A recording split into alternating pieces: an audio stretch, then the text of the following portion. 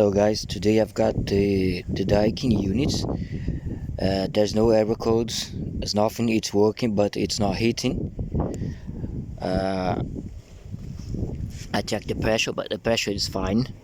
I checked this this coil, this valve coil, and the coil is fine.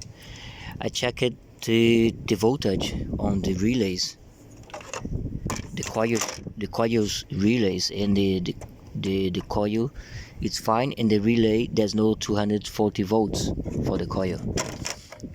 And then after that I checked the main board, and the main board, if you see here, this micro component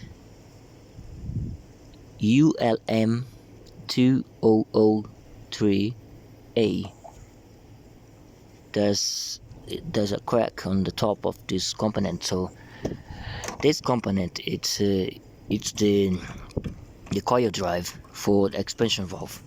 So I checked the expansion valves, the coil, and the red one, the connector, the red one, there's a pin in short circuit. What I'm gonna do now, I'm gonna replace this these coils and the main board. But if you know some skills to repair this main board, it's super easy to replace this bad component, and then the main board come back works again.